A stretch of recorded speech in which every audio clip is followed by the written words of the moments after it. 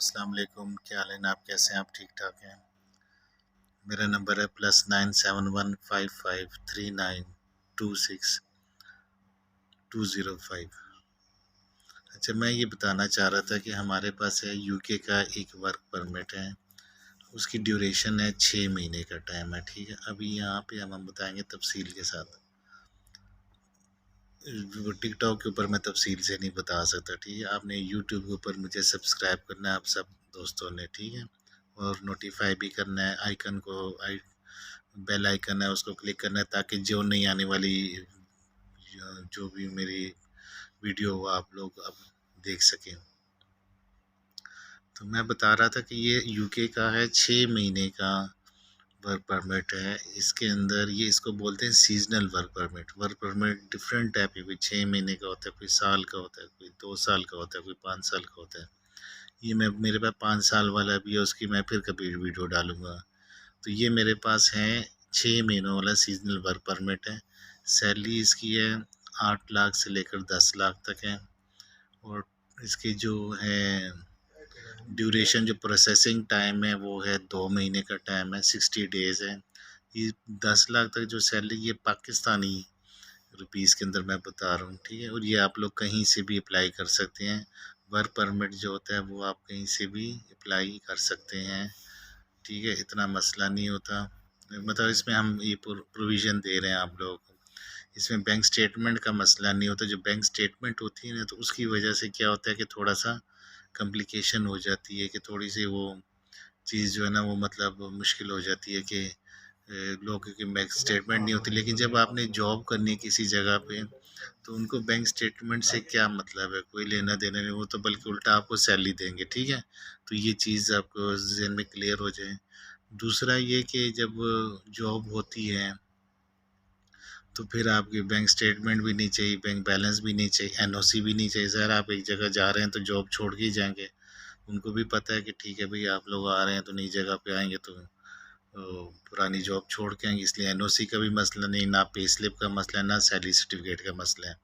आप लोग अक्सर पूछते हो ना कि ये बैंक स्टेटमेंट में कि कौन कौन से डॉक्यूमेंट, मतलब ये वर्क परमिट में कौन कौन से डॉक्यूमेंट चाहिए। मैं जनरली बातें बता रहा हूँ ताकि आप लोग ना, मतलब ये चीज़ आपके जहन में हो जाए। बार बार आप पूछते हैं कौन से डॉक्यूमेंट चाहिए, विजिट में कौन सी चीज़, विजिट में जो होते हैं और बैंक्स, ये वर्क परमिट में यही फ़र्क होता है। वर्क परमिट के अंदर आपको passport copy, visa copy, ID copy चाहिए। अब अगर एक बंदा पाकिस्तान से अप्लाई कर रहा है तो ज़ाहिर है उसको वीज़ा कॉपी नहीं चाहिए। अब वो अपनी कंट्री से अप्लाई करे या कोई इंडिया से अप्लाई कर रहा है तो उसको भी वीज़ा कॉपी नहीं चाहिए, पासपोर्ट कॉपी, आईडी कॉपी चाहिए। और इसी तरीके से और एफआरसी चाहिए, एफआरसी फैमिली सर्टिफिकेट होता है।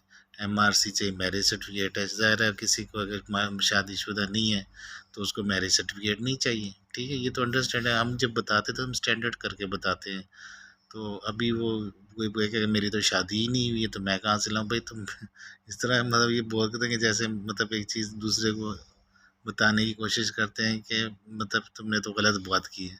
तो ये हम जब बात करते हैं तो हम जनरली बात करते हैं सबके लिए, किसी एक बंदे के लिए नहीं बात करते।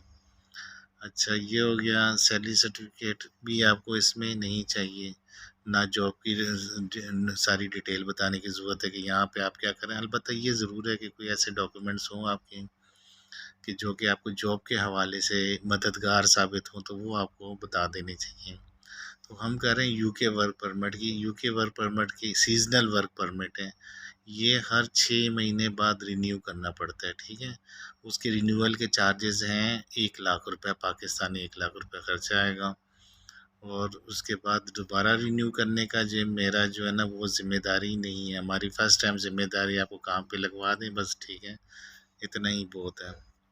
दूसरा इसमें ये कि ये लोग कहते हैं कि जी हम एयरपोर्ट से उतरने के बाद तो भाई थोड़ा सा लिहाज कर लें आप हमारा भी। ठीक है, इतना ना जुल्म करें। अगर आप इस हद तक, चलो मैं फैसिलिटी, अगर विज़िट वीज़ा हो तो उसमें तो चलो होता है कि जो होता है ना, विज़िट वीज़े में भी दो तरह की चीज़ें होती हैं। एक स्टिकर वीज़ा होता है, एक होता है ई वीज़ा होता है। जो स्टिकर वीज़ा होता है ना वो तो कंफर्म होता है, सही होता है। और वो जब आप बायोमेट्रिक करते हैं तो भी आपको कंफर्म पता चल जाता है कि ये सही है।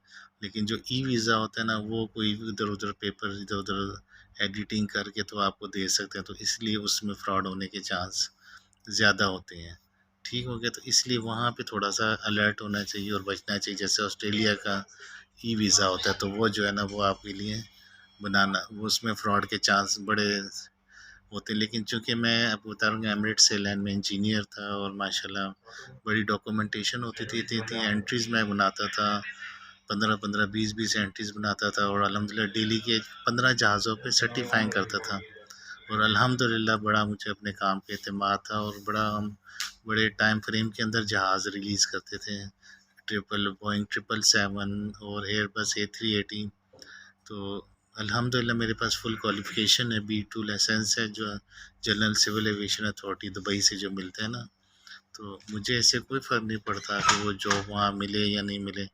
तो एमिरेट्स एयरलाइन में ठीक है, वो कोरोना के टाइम में निकाल दिया गया था मुझे, लेकिन अभी नहीं बुला रहे तो कोई मसला नहीं, क्योंकि देने वाली ज़ात अल्लाह की है, ठीक है? तो इसलिए हमारा सर सिर्फ़ अल्लाह के आगे झुकता है। हमें हमें इन बातों से कोई फ़र्क नहीं पड़ता कि कौन हमें जॉब दे रहा है, दे नहीं दे रहा, देने वाला अल्लाह की ज़ात है। और अल्लाह ताला जब एक चीज़ छीनता है तो उसके बदले में अच्छी चीज़ देता है, ठीक है? आप लोगों को बताने का मकसद ये है कि कभी भी आपको डिप्रेस नहीं होना चाहिए और सिर्फ अल्लाह से डरना चाहिए, अल्लाह के आगे सर झुकना चाहिए। कभी भी गलत चीज़ के आगे अपने आप को अपना सर नहीं झुकाना चाहिए, ठीक है? सिर्फ अपने मेहनत करें, ऑनेस्ट रहें। अगर फिर भी कभी आपको कहीं जॉब से निकाल दिया जाता है या इस तरह की चीज़ें होती हैं, तो उसे कभी भी दिल बर्दाश्त नहीं होना चाहिए, बल्कि आपको और ज़्यादा मेहनत करनी चाहिए, ठीक है?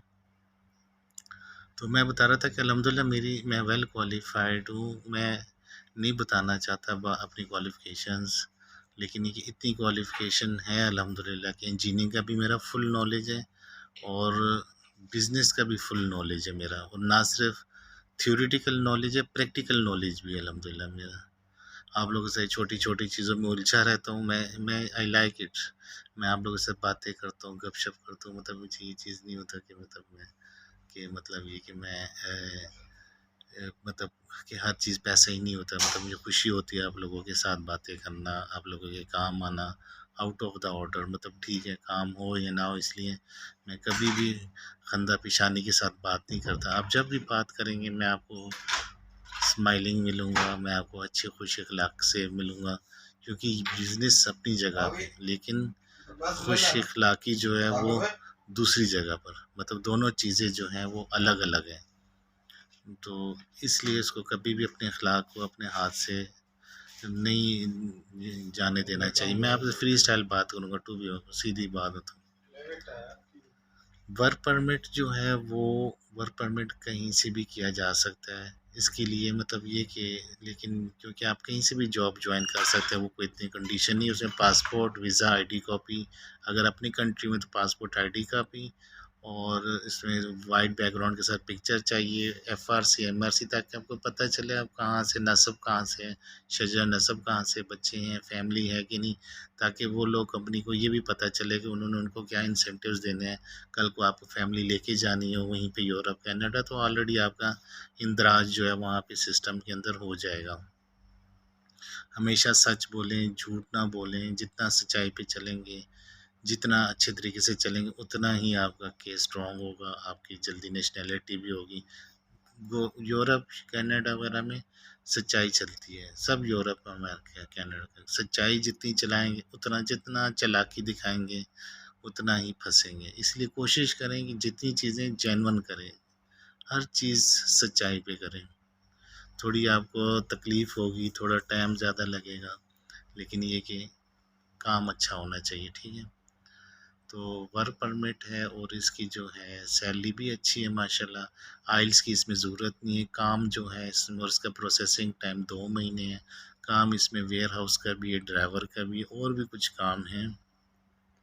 ये सीज़नल काम ऐसा होता है कि काम की बेस के ऊपर होता है ना, जब काम होता है तो वो देते हैं काम, जब काम नहीं होता नहीं देते। थोड़ी लिमिटेशन है, लेकिन आप ये उसको अपने मुताबिक उसी बीच में आप बाकी जॉब्स वगैरह भी देख सकते हैं। तो ये सब जिसमें फैमिली स्टेटस कवर्ड नहीं होता, आइल्स वगैरह की ज़रूरत नहीं है इसके अंदर, ठीक है? आइल्स का यूके के लिए कि जॉब्स होती हैं, कहीं पे आइल्स चाहिए होता है, कहीं पे नहीं चाहिए होता है। तो जहाँ पे आइल्स, वो उनकी कंपनी की मर्ज़ी होती है। इसी तरह कॉलेजेस में भी ऐसे ही होता है, यूनिवर्सिटीज़ में कहीं पे आइल्स चाहिए होता है, कहीं पे नहीं चाहिए होता। और ये जॉब अच्छी जॉब है, आपको ट्राई करनी चाहिए। और प्राइस इसकी है 45 लाख पाकिस्तानी रुपीज़ है, दरहम में कन्वर्ट करें तो शायद 58,000 या जितने भी दरहम बनते हैं वो है। आप ओमान, सऊदीया से भी अप्लाई कर सकते हैं ये जॉब। असल में मैंने पहले बहुत सी जॉब्स बता दी थी तो सब लोग कंफ्यूज थे, कभी मतलब सारी चीज़ें मिक्स हो रही थी। दूसरा, इसमें जो है वर्क परमिट के अंदर आपको बैंक स्टेटमेंट की ज़रूरत नहीं है। ठीक है, बैंक स्टेटमेंट की ज़रूरत नहीं है, इसमें आइल्स की ज़रूरत नहीं है। तो आप लोग इजीली कर सकते हैं। प्रोसेसिंग टाइम 2 महीने, चलो 10-15 दिन ऊपर नीचे हो जाएंगे। ठीक है, तो बाकी इसके अंदर ये चीज़ भी हो गई। बाकी आप लोग गारंटी जो होती है वो मुझे दें, यहाँ पे दे दें पासपोर्ट, ओरिजिनल पासपोर्ट, और गारंटी चेक भले उस बंदे की जगह किसी दूसरे का दे दें। तो और या अगर उसमें हम सेटिस्फाई नहीं होंगे तो किसी थर्ड पार्टी के पास पेमेंट जमा करानी है। तो हमारी मंडी बहावलदीन के अंदर हमारे कुछ जाने वाले हैं, आप उधर जाके जमा कराते हो, बरादरी सिस्टम है। वो काम होगा तो लेंगे पैसे, नहीं होगा तो नहीं लेंगे, सीधी सी बात है। तो ये एक अच्छी अपॉर्चुनिटी है। इसके अलावा यूके की मेरे पास एक और भी है, वो 5 साल का वीज़ा, लेकिन वो लोग भी ये कहते हैं कि अच्छा उसमें फैमिली स्टेटस भी कवर्ड है, और उसकी जो फ्री का वो फ्रीलांस वीज़ा है वो जो है ना यूके का, तो वो भी अच्छी 5 साल की है। उसमें फैमिली स्टेटस भी कवर्ड है, और उसकी प्राइस है 80,000 दरहम है। लेकिन वो लोग कहते हैं कि थर्ड पार्टी के पास लाजिम पैसे जमा कराने हैं। उसमें थोड़ा सा मेरे आगे से थोड़ी कन्फ्लिक्शन है, तो मतलब उन चीज़ों को ज़रा सा आपने जहन में रख के चलना है। तो इसलिए मैं ज़्यादा अप्रिशिएट ये 45 लाख वाले को कर रहा हूँ जो 6 महीने वाला है। तो इसके अलावा भी हम कोशिश कर रहे हैं कि और भी इस तरह के पैकेजेस लेकर आएँ। वर्क परमिट है, डन बेसिस के ऊपर है। डन का मतलब है कि जब वीज़ा लग जाएगा तब पेमेंट करनी है। यानी बाज़ कंपनीज़ हैं ना, वो ऐसे कर रही हैं कि जी बाज़ कहते हैं, बहुत लोग तो एडवांस मांगते हैं, फिर वर्क परमिट पे पैसे मांगते हैं। हम ना एडवांस मांग रहे हैं ना वर्क परमिट पे मांग रहे हैं, बस जब आपका वीज़ा लग जाए तब पेमेंट क्लियर कर दें। वर्क परमिट वो चूँकि वो स्टिकर वीज़ा होता है एक तरह से, पहले आपका वही होगा, इंटरव्यू भी होगा इसके अंदर, लाजिम होगा। वर्क परमिट के अंदर इंटरव्यू लाजिम होता है, लाजिम। आपसे पूछा जाएगा भाई आप कौन सी जॉब करने जा रहे हैं, आप बताएं अपना, उससे रिलेटेड कोई भी वेयर हाउस का काम होगा या ड्राइविंग का काम है, इस तरह की जो भी हम आपको मज़ीद डिटेल भी बता देंगे। तो इंटरव्यू में भी इस तरह की बात पूछी जा सकती है, क्योंकि इसीलिए ये मैं बता रहा हूँ कि वर्क परमिट जो होता है ना, उसमें फ़्रॉड ज़्यादा होता है बाहर, क्योंकि वर्क परमिट फ़्रॉड होता है, या समझे कि वो इनकम्प्लीट डॉक्यूमेंट है, क्योंकि गवर्नमेंट की मर्ज़ी है कि वो रिजेक्ट कर दे ना, वीज़ा ना दे। वीज़ा वर्क परमिट कंपनी ने देना है, वीज़ा गवर्नमेंट ने देना है। तो वीज़ा की देने की 3 वजूहात हैं, मतलब वो 3 वजह से रिजेक्ट हो सकता है। अगर उनको आदमी का इंटरव्यू लेंगे, अगर आदमी किसी एक के हर वर्क परमिट की मैं बता रहा हूँ, जनरली मैं बात बता रहा हूँ, इंटरव्यू सही नहीं होगा, बंदे को रिजेक्ट कर देंगे। कंपनी की रिपुटेशन सही नहीं होगी, उसको भी रिजेक्ट कर देंगे। अब आपको क्या पता कंपनी की रिपुटेशन ठीक है या नहीं है। ठीक है, इसी तरह अगर गवर्नमेंट के पास कोटा नहीं होगा, हर साल का वीज़े का कोटा होता है, वो नहीं होगा तो भी गवर्नमेंट जो है ना, हर गवर्नमेंट वो उस बंदे को रिजेक्ट कर देगी। यानी 3 वजह से वर्क परमिट रिफ्यूज़ हो सकता है। तो फिर आप कैसे कह सकते हैं कि जी वर्क परमिट पे पैसे दे रहे हैं, आप तो बेवकूफ़ी कर रहे हैं, बहुत बड़ी बेवकूफ़ी कर रहे हैं। इसीलिए हम उस स्टेप से निकल के, वर्क परमिट से निकल के, जब वीज़ा है उसके ऊपर हम पेमेंट देंगे, और उसके लिए मुझे बहुत सारी तकलीफ़ से गुज़रना पड़ता है। यानी काफ़ी लोग बातें करते हैं और ये वो ना, तो लेकिन ये वर्क परमिट के प्रोसेस तक जाते हैं, मतलब वीज़े तक प्रोसेस के लिए फिर वही डन बेसिस के ऊपर जाना है। मैं कई दफ़ा मतलब मुझे कई दफ़ा मुझे बताना पड़ता है, मेरा का टाइम भी वेस्ट होता है, लेकिन लोग ये वर्क परमिट डन बेसिस के ऊपर, ठीक है, आगे से भी बड़ी कॉम्प्लिकेशंस होती हैं, उनको भी नहीं समझ आती है कि यार ये ना हो कि बाद में कल को रिकवरी ना हो, तो उसमें भी वो लोग भी डर रहे होते हैं जिन्होंने ये वीज़ा इशू करके देने हैं। अब मैं अकेला बंदा तो सब कुछ नहीं करने वाला ना, मैं कोई इतना अमीर कबीर इंसान हूँ। मुझे भी ज़ाहिर है लोगों से काम करवाना, तो एक टीम वर्क होता है, हमने आगे से करवाना है, उन्होंने उससे आगे से करवाना है। तो इस तरीके से जो है ना आगे जो है ना एक दूसरे से काम, मतलब इन टीम वर्क होता है, एक बंदे का काम नहीं होता। लेकिन कभी कभी अगर आगे से काम कोई नहीं होता या थोड़ी कॉम्प्लिकेशन आती तो एकदम से दूसरे को ये ना बोले कि वो झूठा है, फ्रॉडी है। काम कर रहे हैं ना, हमें कोई शौक तो नहीं है गलत बात करने का, या हमें तो कोई शौक नहीं कि फ्री में किसी के कॉल सुने और जिसको जो कोई काम ना हो रहा हम बताएं। ऐसी चीज़ का तो फ़ायदा नहीं है। हाल बताइए होता है कि जब कभी भी किसी चीज़ की गहराई में जाते हैं तो कभी कभी कुछ बारीक नुक्ते निकल आते जो पहले नहीं पता होते, जो पता चलता तो हम नेक्स्ट टाइम उस चीज़ को कवर कर देते हैं और हम फिर गाइड करते हैं कि नहीं भाई ये ऐसे नहीं ऐसे है। तो मेरी तो अल्हम्दुलिल्लाह फुल कोशिश होती है कि हम कभी भी किसी को मिस गाइड ना करें और सही बात करें, सही बात करें। अल्हम्दुलिल्लाह यही मैं पहले से भी, अब पहले भी इस बात पे कायम था और अभी भी। और यही मेरी जो है ना, या यूँ समझे कि ये मेरी जो समझे कि जो सही बात करना ना, ये इसमें थोड़ी शुरू में आर्ज़ी तौर पे तकलीफ़ भी होती है, लेकिन एंड जो होता है ना आपका, कामयाबी आपको मिल जाती है उसके अंदर, ठीक है। अगर मैं कहीं जॉब से निकाला गया हूँ तो उसके पीछे यही रीज़न्स होती हैं कि मतलब मैंने आज तक कभी भी गलत बात के आगे झुका नहीं और ना आगे झुकूँगा, हमेशा मैं सच्चाई पे चला हूँ और आगे भी इंशाल्लाह ताला सच्चाई पे चलेंगे। थोड़ा तकलीफ़ होती है, लोग समझते नहीं चीज़ों को, लोगों को शौक होता है कि उनको मीठी-मीठी बातें की जाएँ। ये मेरी आदत है, मैं स्ट्रेट फॉरवर्ड बात करता हूँ। थोड़ी कॉम्प्लिकेशंस हैं लेकिन इंशाल्लाह ताला ठीक हो जाएगा। कोई भी काम होता है उसमें पहले प्रॉब्लम्स आती हैं, फिर आहिस्ता-आहिस्ता उसके अंदर परफेक्शन आती है और वो चीज़ें जो होती हैं वो ठीक हो जाती हैं टाइम के साथ-साथ। लेकिन हर चीज़ के लिए टाइम चाहिए होता है। 2 महीने का प्रोसेसिंग टाइम है इसका, 6 महीने का वीज़ा है। इंशाअल्लाह बेहतर करेगा, आप लोग आएँ, ट्राई करें। और एज लिमिट 22 से लेकर 50 की रेंज में है। अल्लाह बेहतर करेगा, इंसान एक दफ़ा निकल जाए काम पे तो आगे 100 रास्ते जो है ना और खुल जाते हैं। तो यही चीज़ें तो बाकी आप दुआओं में याद रखें, तो इंशाल्लाह अल्लाह ताला खैर करेगा। ये एक बड़ी अच्छी अपॉर्चुनिटी है। तो इसके अंदर आप लोग जो है ना, आप लोग आगे बढ़ चढ़ के हिस्सा लें। यूके का वर्क परमिट है और इंटरव्यू होगा। और मुझे बाकी गारंटी का तरीका यही है कि पासपोर्ट और सिक्योरिटी चेक चाहिए होगा कि पाकिस्तान में है तो वहाँ पे मंडी बालदीन में आपको पेमेंट जमा करवा दें। फुल पेमेंट वीज़ा, जैसे वीज़ा लग जाएगा उसके बाद आपने पेमेंट करनी है। डन बेसिस है, डन में यही होता है कि जब वीज़ा लग जाए तब पेमेंट करनी होती है, ऑन रीच नहीं है। इतना कर दीजिए, यही बहुत है, ठीक है। वर्क परमिट में आप एक्सपेक्टेशन ना रखें कि आपको ऑन रीच हो, उसमें रखें कि बस जब वीज़ा लग जाए अल्हम्दुलिल्लाह उसको चेक करें और अल्हम्दुलिल्लाह मेरा बड़ा नॉलेज है और अल्हम्दुलिल्लाह मैंने जिस चीज़ का कह देना कि ओके है वो सवाल ही नहीं पैदा होता कि उसके अंदर कुछ गड़बड़ आ जाए, ठीक है। क्योंकि मेरा बहुत इल्म है अल्हम्दुलिल्लाह। और आप लोग कहीं भी कोई भी वीज़ा आप चेक करवाएं, लेकिन मैं 1000 दिरहम फ़ीस लूँगा चेक करवाने की, ठीक है।